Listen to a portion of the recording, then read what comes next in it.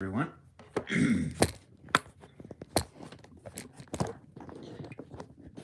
Let's get set up here. That's the right thing. There we go. A little close. So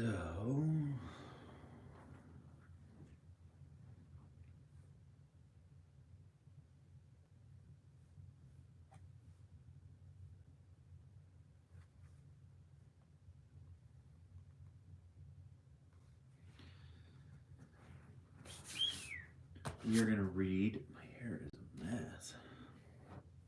We're going to read from Moby Dick. There's kind of a poem in there, and I thought we would read it because we finished. My boy and I read to my boy at in the morning before he goes to school. I get off work at 6, go home, and then read to him. And we finished the one book we were reading, and I said, "What do you want to read next?" And he said, "Moby Dick." And I read it to him 2 years ago. He's 11 now, and I realize he doesn't understand tons of it, but I explained the gist of what was going on when we read it. And he would go and tell his teachers, and they were like, but he loved whales, so we read it, and I always wanted to read it. And I actually saw it in the airport when I traveled with my wife, so we got a Coke Zero here. I'm gonna crack that open because I'm a little thirsty. Anyway, so I said, let's read it. We read it, and anyway, so he's always had fond memories of reading it. And he said, I want to reread it. So anyway, we're going to be reading it, and this morning we read chapter 10, so we're through chapter 10, page 69. But I wanted to read back in chapter 9, the sermon. And that's where Father Mapple comes in. And in the first of it, he reads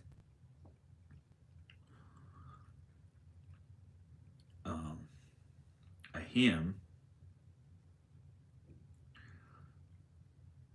Or does he sing it?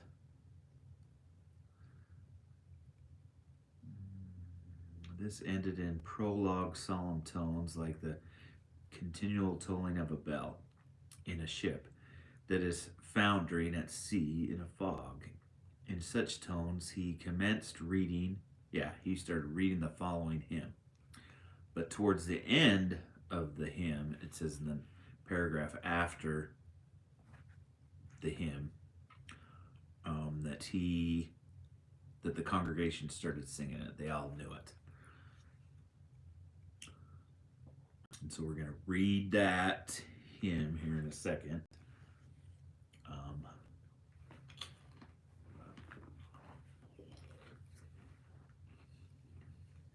Just a couple announcements. So I realize this isn't Tuesday.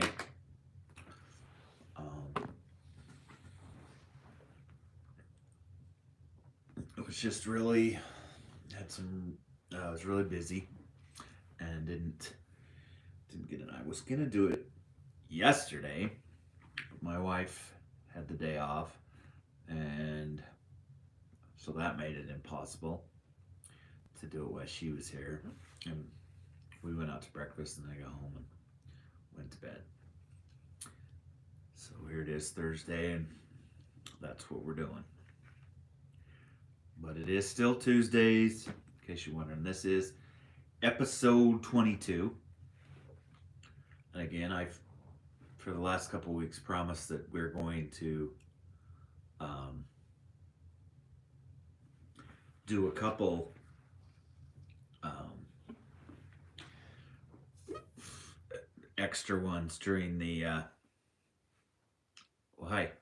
We're gonna do a couple extra ones during the week and catch up because I was sick, and then one we went on vacation, and I didn't do the one when we were on vacation. I had plans to, but it was just so. It was the greatest, one of the best vacations I've ever taken. And if you ever get a chance to go to the Pacific Northwest, we went to the Oregon coast, went some up some of the Washington coast. It was so beautiful and so much fun. In fact, we were already making plans to go back. I had so much fun. And I've got a bunch of videos and pictures and stuff. I need to make some videos. I haven't. So, try to make a video. Well, I've shared a short of a waterfall we went to, but it wasn't very much. Sweet, sweet, playing the ads.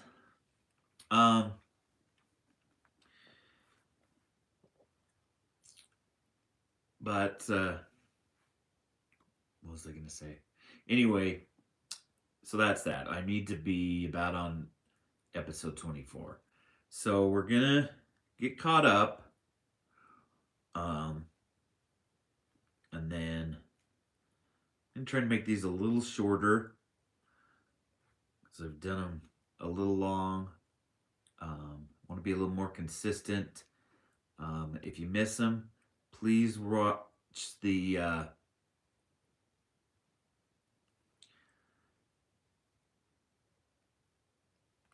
Pilgrim Brown, thank you. Hello, Auntie BB. I appreciate you coming in. For sure. That's our goal. Is maybe to do them a little shorter.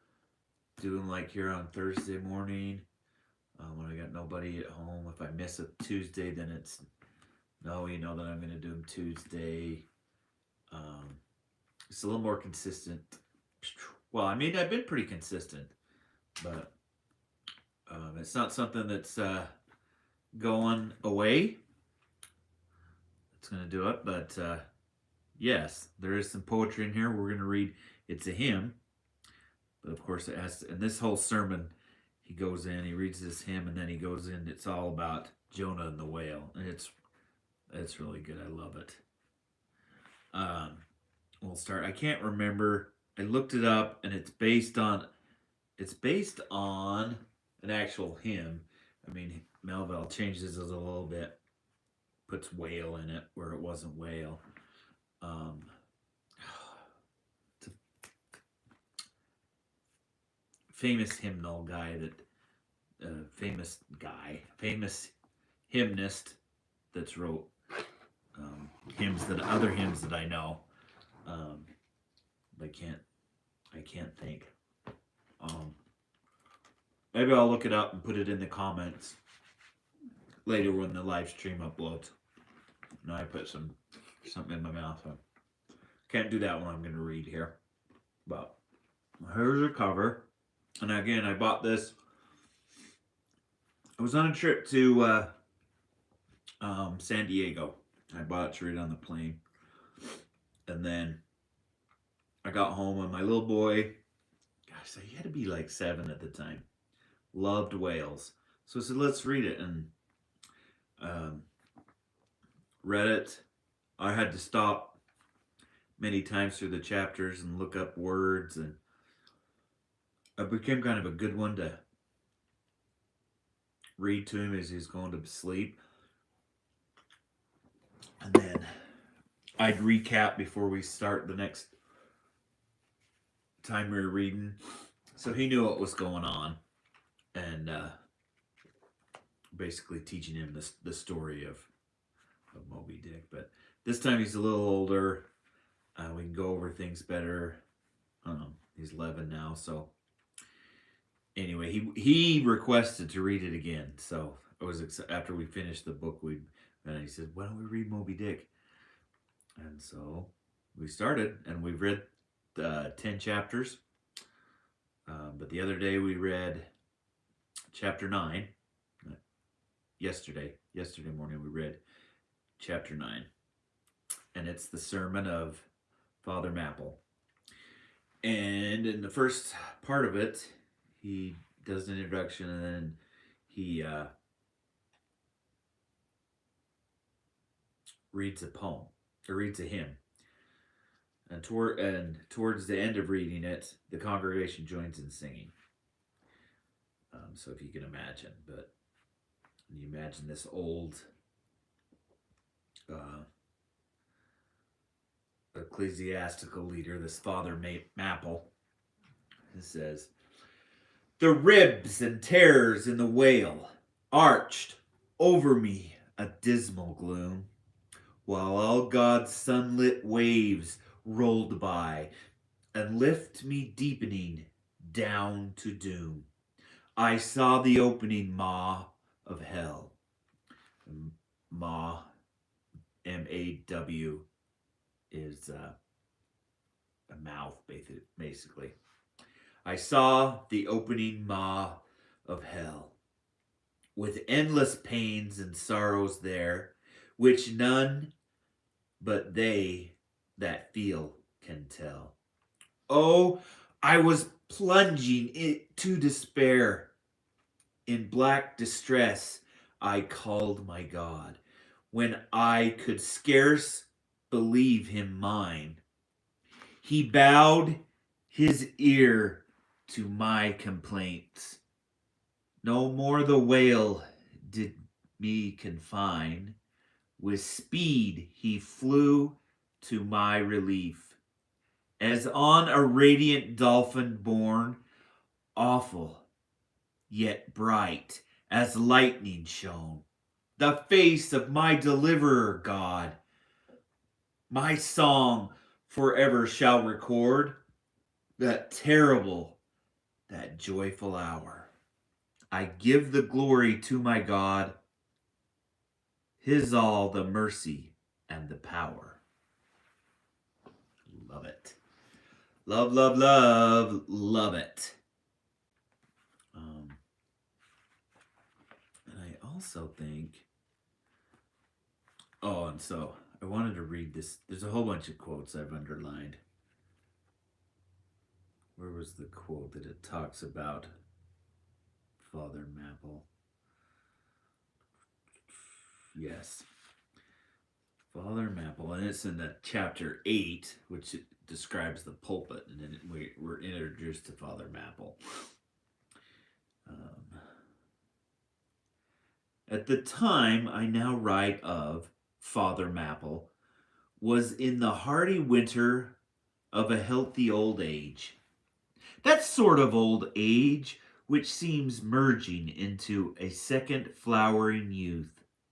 For among all the fissures of his wrinkles, there shone certain mild gleams of a newly developing bloom. The spring verdure beaming forth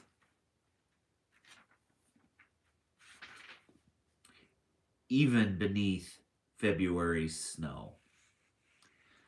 And verdure, Verdure, is greening.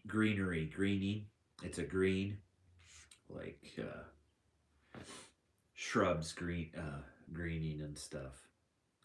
The grass greening up, kelp greening up. So the spring verdure peeping forth even beneath February's snow.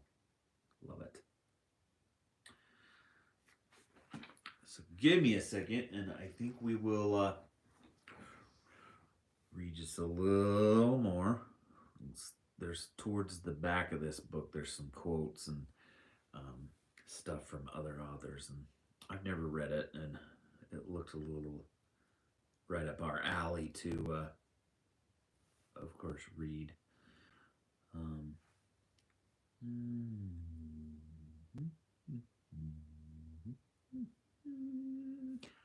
do, do, do. Woo.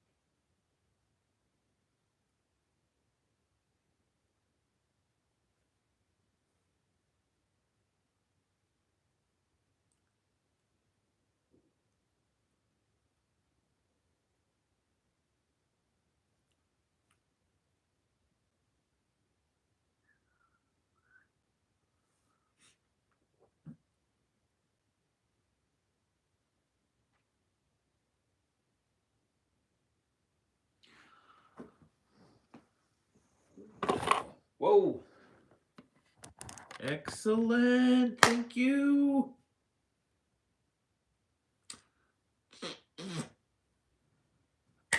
Appreciate it.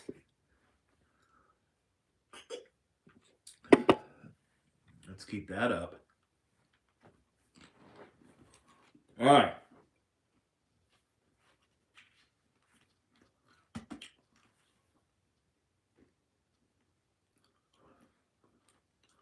Let's read the back.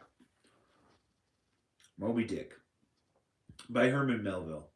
No American masterpiece cast quite as awesome a shadow as Melville's monumental Moby Dick. Mad Captain Ahab's quest for the white whale is a timeless epic, a stirring tragedy of vengeance and obsession.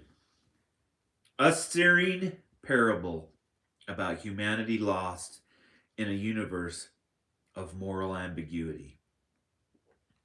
It is the greatest sea story ever told. Far ahead of its own time, Moby Dick was largely misunderstood and underappreciated by Melville's contemporaries. Today, however, it is disputably a classic. As D.H. Lawrence wrote, Moby Dick commands a stillness in the soul, an awe. It is one of the strangest and most wonderful books in the world. And I do agree. I do agree. All right, so the contemporaries, letters. Where?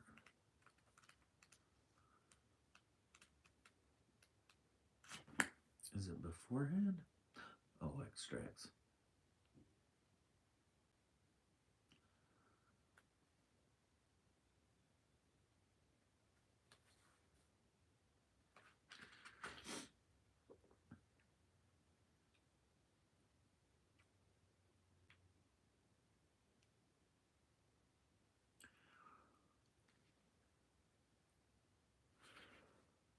That's what I saw. It was extracts, like the whale was mentioned by many times.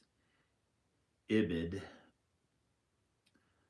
IBID, said, "There, Leviathan, hugest of living creatures, in the deep, stretched like a promontory sleeps or swims, and seems a moving land, and at his gills draws in, and at his breath spouts out a sea."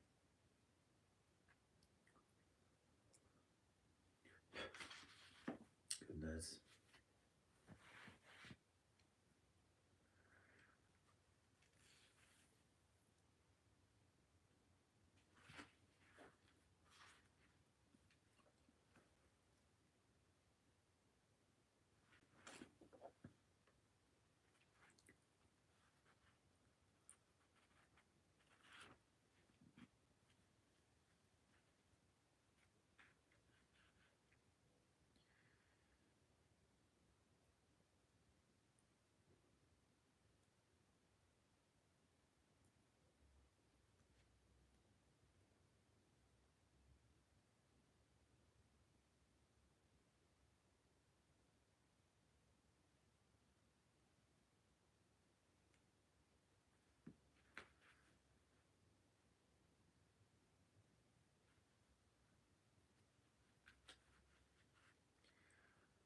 Well,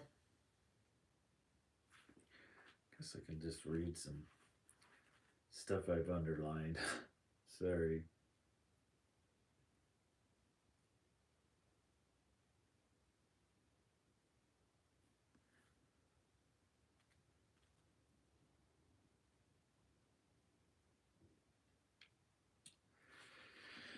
Thinks I, Queequeg, this is using Roger's best cutlery with a vengeance. That's talking about the scene where Queequeg shaves with his harpoon. Oh, goodness.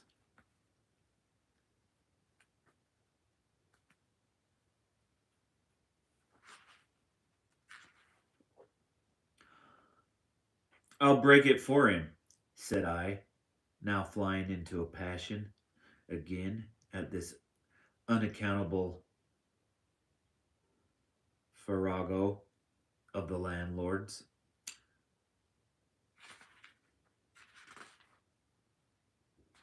Farrago is a confused mixture, hodgepodge, or medley.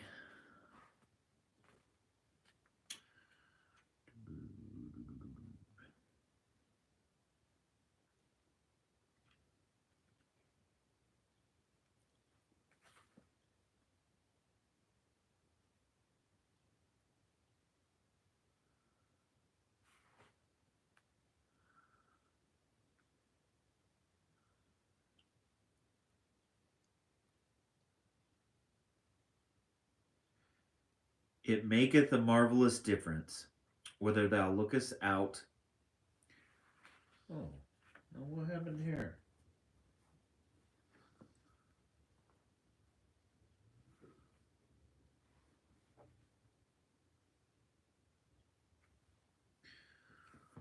Sorry, folks.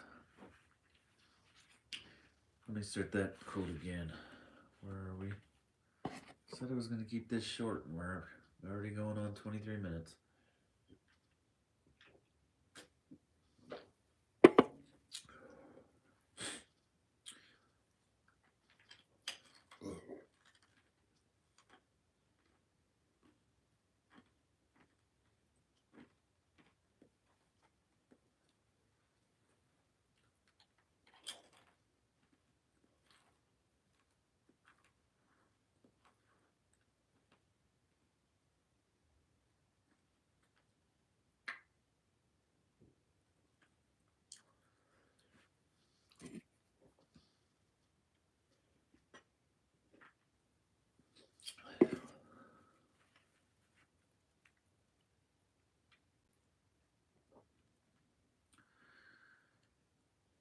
It maketh a marvelous difference whether thou lookest out at it from a glass window, where the frost is all on the outside, or whether thou observest it from the sashless window, where the frost is on both sides, and of which the white death is the only glazier.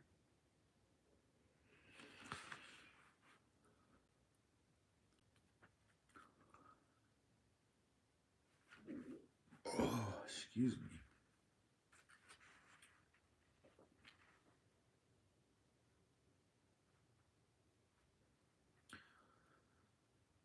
For all men, tragically great, are made so through a certain morbidness.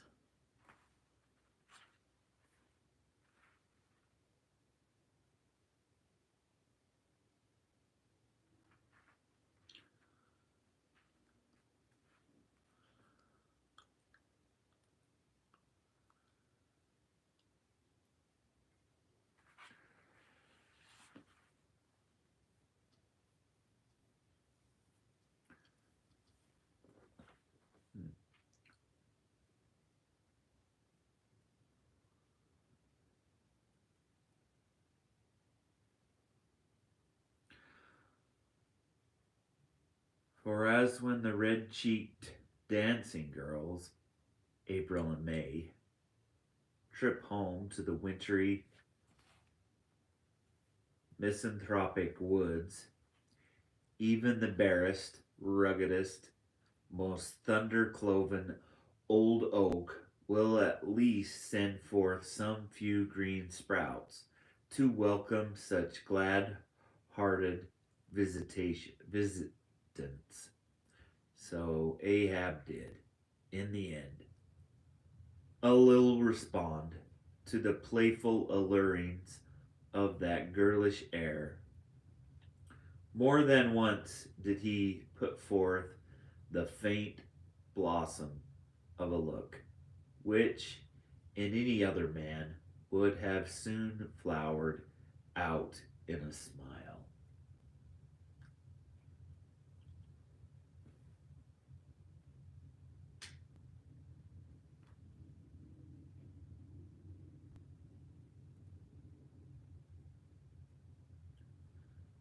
The Pequod now went rolling through the bright Quito spring,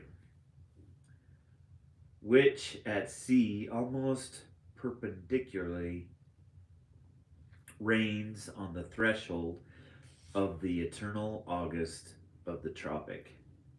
The warmly cool, clear, ringing, perfumed, overflowing, redundant days were as crystal goblets of a Persian sherbet heaped up, flaked up with rose water snow. That's poetry right there. Love Melville.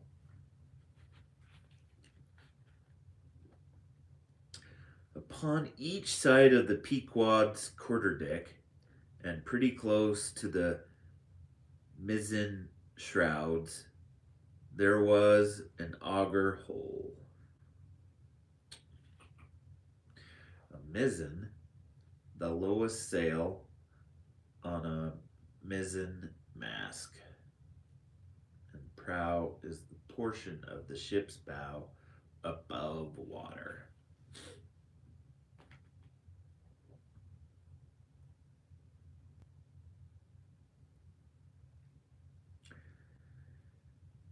And not only that, but moody, stricken Ahab stood before them with a crucifixion in his face, in all the nameless, regal, overbearing dignity of some mighty woe.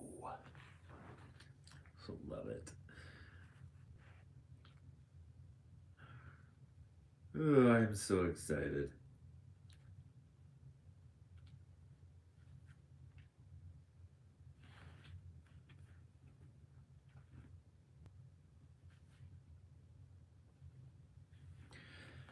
Damn me! It's worth a fellow's while to be born into the world, if only to fall right asleep.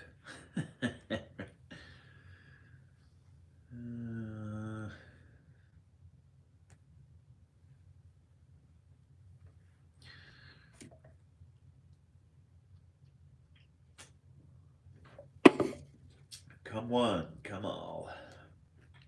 So, thanks for joining us. We call that good, boys and girls. This has been episode 22. And I hope very soon you will join us for episode 23.